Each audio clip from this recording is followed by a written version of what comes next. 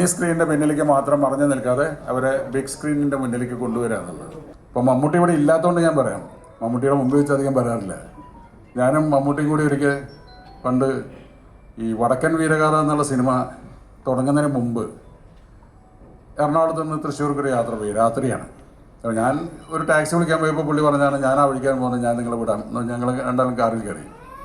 അപ്പോൾ പുള്ളി പറഞ്ഞു ഞാൻ MTയുടെ ഒരു പുതിയ സിനിമ അഭിനയിക്കാൻ പോകുന്നത്, MT എഴുതിയതാണ്. അത് കുറച്ച് ബുദ്ധിമുട്ടുള്ളതാണ്, കാര്യം ആ ക്യാരക്ടർ ചന്തുവാണ്.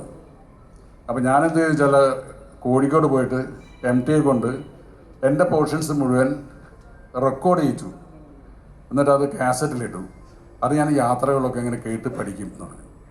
എന്നിട്ട് വടക്കൻ വീരഗാഥ തുടങ്ങുന്നേക്കാൾ എത്രയോ മുമ്പ് MTയുടെ ശബ്ദത്തിൻ്റെ കൂടെ ഈ കാസറ്റ് പ്ലേ ചെയ്തിട്ട് MTയുടെ ശബ്ദത്തിൻ്റെ കൂടെ മമ്മൂട്ടി ആ സംഭാഷണങ്ങൾ പറഞ്ഞ് പഠിക്കുന്നത് ഞാൻ നേരിട്ട് കണ്ടിട്ടുള്ളതാണ്.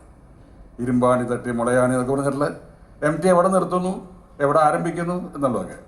അപ്പോൾ അത്തരം നിശബ്ദമായ പഠനങ്ങളിലൂടെയാണ് ഇവരൊക്കെ വലിയ ആൾക്കാരായിട്ടുള്ളത്. മെയിൻ സ്ട്രീം സിനിമയിലേക്ക് വരുന്നത് മീശമാധവനിലൂടെയാണ്. അതിനു മുമ്പ് മണികണ്ഠൻ എനിക്ക് പരിചയമുണ്ട്. മണികണ്ഠൻ ഒരു സിനിമയിൽ നായക വേഷം അഭിനയിച്ചിട്ട് അതിൻ്റെ തിരക്കഥാ രചനയിലൊക്കെ ഭാഗമായിട്ട് ഒരു സിനിമ. അപ്പം അങ്ങനെ എൻ്റെ എഡിറ്റർ രഞ്ജൻ അബ്രഹാമാണ് ഇയാളെന്ന് പരിചയപ്പെടണം, നല്ല മിടുക്കനാണ് എന്ന് പറഞ്ഞ് എൻ്റെ അടുത്തേക്ക് വിടുന്നത്. മൺകോലങ്ങൾ എന്നായിരുന്നു ആ സിനിമയുടെ പേര്. അതിൽ നായകനായിരുന്നു മണികണ്ഠൻ. അപ്പം മീശമാധവനിലേക്ക് വന്നു. അപ്പം അന്ന് ഞാൻ മണികണ്ഠനോട് പറഞ്ഞു, കുറച്ച് കൂടുതൽ കാലം സിനിമയിൽ സ്ട്രഗിൾ ചെയ്യേണ്ടി വരും മണികണ്ഠനൊക്കെ. കാരണം ഇപ്പോൾ സത്യേട്ടൻ്റെ പടങ്ങൾ കാണുമ്പോൾ അതിൽ ഉണ്ടായിരുന്ന നമ്മൾ സ്ഥിരമായിട്ട് കാണുന്ന കഥാപാത്രങ്ങൾ അഭിനയിച്ചിരുന്ന ശങ്കരാടിച്ചേട്ടൻ, ഒടുവിലേട്ടൻ, അതുപോലെയുള്ള ഇന്നസെൻ്റ് ഏട്ടൻ, മാമുക്ക, അങ്ങനെ അവരൊക്കെ ഒരു പ്രായം കഴിഞ്ഞതിന് ശേഷമാണ് സിനിമയിൽ എസ്റ്റാബ്ലിഷ്ഡ് ആയിട്ടുള്ളത്.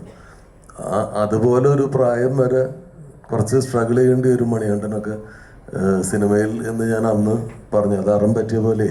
ഞാനൊരു കണ്ണട വാങ്ങിക്കാൻ കയറിയതാണ് ഒരു കടയിൽ. ഒരു സ്റ്റെപ്പ് കണ്ടില്ല,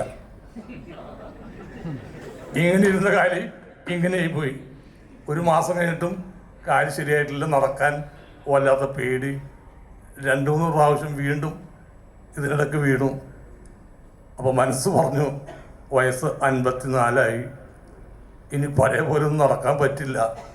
എന്നാലും ഇത് വന്നത്, ഇന്ന് ഈ പൂജക്ക് വന്നത് ഇവരോടുള്ളൊരു ആരാധന കൊണ്ടാണ്. മണികണ്ഠനും നിയാസും റിയാസും സ്നേഹയും മറ്റു ഈ ഇതിലെ മറിവായത്തിലെ ഓരോ ആർട്ടിസ്റ്റുകളോടും ഞാൻ ഓരോ എപ്പിസോഡ് കഴിയുമ്പോൾ ഇവരെ ഞാൻ വിളിക്കാറുണ്ട്.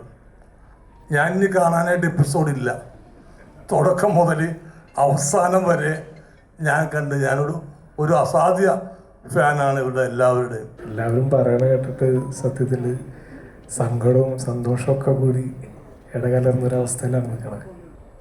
സത്യൻ സാറ് അവിടെ ഇവിടെയൊക്കെ കുറച്ച് വേഷങ്ങൾ കൊടുത്തു എന്നൊക്കെയാണ് പറഞ്ഞത്. അങ്ങനെയല്ല, എന്നെ ശീതളൻ എന്നൊക്കെയാണ് സാറ് വിളിക്കുക.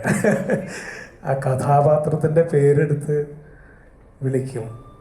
അത്ര കണ്ട് ഇഷ്ടമാണ് സത്യൻ സാറിനൊക്കെ. സത്യൻ സാറ് എനിക്കും.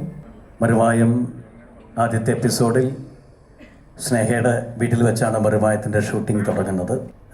അന്ന് മുതൽ മരുമായത്തിലെ മൊയ്തുമായിട്ട് അഭിനയിച്ചുകൊണ്ടിരിക്കുകയാണ്.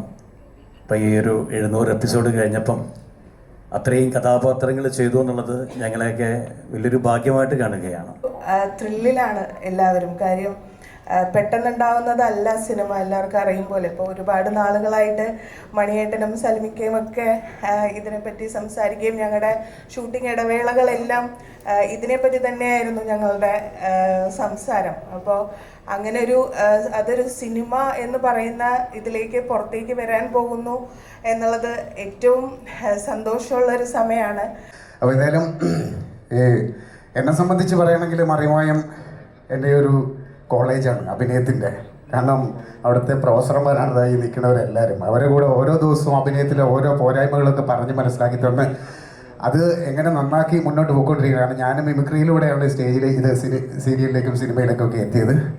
അപ്പോൾ എന്തെങ്കിലുമൊക്കെ സിനിമയിൽ മുഖം കാണിക്കാൻ പറ്റിയിട്ടുണ്ടെങ്കിൽ തന്നെ അതിൻ്റെ ബേസ് എന്ന് പറയുന്നത് മറിമായം തന്നെയാണ്. എല്ലാവർക്കും കൂട്ടായി സിനിമയിലേക്ക് കാലെടുത്ത് വെക്കാൻ ഒരു അവസരം ഉണ്ടാക്കിയിരിക്കുകയാണ് ഉണ്ണി സാറും സംഘവും. ഞങ്ങളുടെ ഈ പടം പ്രൊഡ്യൂസ് ചെയ്യുന്നവരോടുള്ള നന്ദി അറിയിക്കുന്നു. പിന്നെ 2023-24 കാലഘട്ടത്ത് ഞാനും ചെറുതായൊരു സിനിമാ നടനായി. സത്യേട്ടനാണ് മകളെന്ന സിനിമയിലേക്ക് എന്നെ നേരിട്ട് വിളിച്ച് രാമേട്ടൻ എന്ന കഥാപാത്രം തന്നത്. 7 വർഷം മുമ്പ് ഇങ്ങനെ അരവിന്ദൻ അപ്പോൾ പരിചയപ്പെടാൻ എനിക്ക് അത്ഭുതമായിരുന്നു. ഇങ്ങനെ സംവിധാനം അപ്പോൾ ഞാൻ സംസാരിച്ചിട്ടുണ്ടായിരുന്നു. സന്തോഷം എന്നാ പറയേണ്ടതെന്ന് അറിയില്ല. അത് നമ്മുടെ കുടുംബത്തിലൊരു സിനിമയാണ്. മൂത്ത ഏട്ടനും ഏളി അനിയനുമാണ് സംവിധാനം ചെയ്യുന്നത്. അപ്പോൾ നമ്മളെ സഹോദരനും ഒരു സഹോദരിയൊക്കെ ഉണ്ട്. അത് കട്ടൊക്കെ കൂടെ വെക്കും. അത് വലിയ വിജയമാവട്ടെ. വേറെ സന്തോഷമുണ്ട്. പിന്നെ ഞാൻ ഈ മറിമായം ഉണ്ണി ആകിയത് കാസർഗോഡ് ഉണ്ണി ആയത് ഈ മറിമായം തന്നെയാണ്. കാരണം 10-28 വർഷം കലോത്സവത്ത് ഞാൻ അധികം റെയിൽവേ സ്റ്റേഷനിൽ അന്ന് കിടന്നുറങ്ങല്ല. കലോത്സവം വന്നിട്ട് റൂമൊന്നും കിട്ടില്ല. പൈസ ഇല്ലാത്തതുകൊണ്ടാണ് റൂം കിട്ടാനിട്ടല്ല. ഇപ്പോൾ നമ്മൾ റെയിൽവേ സ്റ്റേഷൻ കിടന്നാൽ അടുത്ത TTRനെ വിളിച്ച് ഉള്ളിൽ കൊണ്ടുപോയി കിടത്തും. അത് ഈ മറിമായം മാത്രം തന്ന സ്പേസാണ്. ഇങ്ങനൊരു രീതിയിലേക്ക് ആക്കിയത് ഇപ്പം കുറച്ചെല്ലായിട്ട് മിഥുൻ ചേറ്റൂർ വരുമ്പോൾ കുറച്ചും കൂടെ ഇതാക്കി. അവർ എൻ്റെ ഭാഷ പറയാമെന്ന് നിയാസ്ക്കാണ്. ഞാൻ കാസർഗോഡ് ശൈലി അധികം ആരും പറഞ്ഞൊന്നും ഉണ്ടായിട്ടാണ്. ഫസ്റ്റ് വന്നപ്പോൾ ഞാനൊരു സീൻ ചെയ്യുമ്പോൾ നീ ഇത്ര ബുദ്ധിമുട്ടി നമ്മളെ ഭാഷ പറയണ്ട നിയാസ്ക് പറഞ്ഞു. നീ നിൻ്റെ ഭാഷ അങ്ങോട്ട് പറഞ്ഞാൽ മതി. അപ്പോൾ അതാക്കങ്ങ് തിരിവച്ചു. അപ്പോൾ നിയാസ്ക് പറഞ്ഞു നമുക്ക് തിരിയുമല്ലോ നോക്കാമല്ലോ. പറഞ്ഞപ്പോൾ ആടുന്നത് തുടങ്ങിയാണ്. പിന്നെ കാസർഗോഡ് ഉണ്ണിയായി മാറി. ഏറെ സന്തോഷമുണ്ടായതിനു ശേഷം സിനിമയെല്ലാം 90 മുതലൊക്കെ ചെറിയ വേഷമൊക്കെ ചെയ്ത് സിനിമയും കുറച്ച് ചെയ്യുന്നുണ്ട്. ഇതിനോടൊപ്പം ഏറെ സന്തോഷമുണ്ട്. നമ്മുടെ സ്വന്തം സിനിമയാണ്. ഏറെ സ്നേഹം. അതുപോലെ ഈ ഒരു യാത്രയിൽ ഇങ്ങനെയൊക്കെ ഒരു ബലം തന്നത് മഴവിൽ മനോരമയാണ്. കാരണം അല്ലെങ്കിൽ ഒരു കലോത്സവം 20 കൊല്ലം തുടർച്ചയായി സ്റ്റേറ്റിൽ സമ്മാനം മേടിച്ചവരാണ്. പക്ഷേ ചരിത്രത്തിൻ്റെ ഭാഗമായിരിക്കും അത്. ഏതെങ്കിലും ഒരു ഗ്യാപ്പിൽ ചിലപ്പം സമ്മാനം കിട്ടാത്തതായിട്ടും സംസ്ഥാനത്ത് 20 കൊല്ലം തുടർച്ചയായിട്ട് മൈം സ്കിറ്റ് ഇങ്ങനെ ചെയ്ത് പോയാൽ അപ്പം മഴവിൽ മനോരമ മറിമായം ഇങ്ങനെ ഒരു സ്പേസ് തന്നതും ഒരു കലാകാരൻ ഒരു ഊർജ്ജമാണ്, ഒരു സ്നേഹമാണ്, ഒരു ബന്ധമാണ്. എല്ലാവരും പറഞ്ഞ പോലെ തന്നെ മറിമായ ഇവരുടെ പരിപാടി കാണുമ്പോൾ തന്നെ സത്യത്തിൽ അസൂയുണ്ടാ ശരിയും. കാരണം അത്ര എന്താ പറയുക വലിയ പെർഫോമൻസ് ആണ്. പിന്നെ നിയാസൊക്കെ ആയിട്ട് എല്ലാവരുമായിട്ട് എപ്പോഴും വിളിക്കും. പിന്നെ എൻ്റെ പാരഡി പാട്ടുകൾ ഇതുപോലെ തന്നെ ഇവരും വിളിച്ച് അഭിനന്ദിക്കാറുണ്ട് അല്ലേ എല്ലാവരും മണിച്ചേട്ടനായാലും. അപ്പോൾ ഇതിൽ ഒരുപാട് സന്തോഷം. ഈ പടത്തിലൊരു വേഷത്തെക്കുറിച്ച് പറഞ്ഞിട്ടുണ്ട്. എനിക്കൊരു വേഷം ഉണ്ടെന്ന് കരുതുന്നു. കഴിഞ്ഞ ദിവസം അതിനെക്കുറിച്ച് പറഞ്ഞു. എന്തായാലും ഒരുപാട് സന്തോഷം ഇവരുടെ ഈ ടീമിൻ്റെ കൂടെ കൂടാൻ പറ്റുകയാണെങ്കിൽ. ഇങ്ങനെ ഒരു സിനിമ പ്ലാൻ ചെയ്യുന്നതുമല്ല. ഇത് വളരെ അപ്രതീക്ഷിതമായിട്ട് വന്ന് ചേർന്നതാണ്.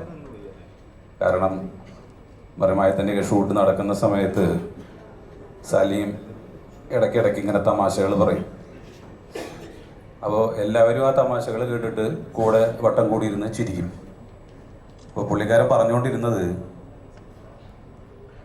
അയാളുടെ കുറേ ജീവിതത്തിൻ്റെ എക്സ്പീരിയൻസുകളാണ്. അപ്പോൾ ആ എക്സ്പീരിയൻസുകൾ തന്നെയാണ് സത്യത്തിൽ സിനിമയായിട്ട് മാറുന്നത്.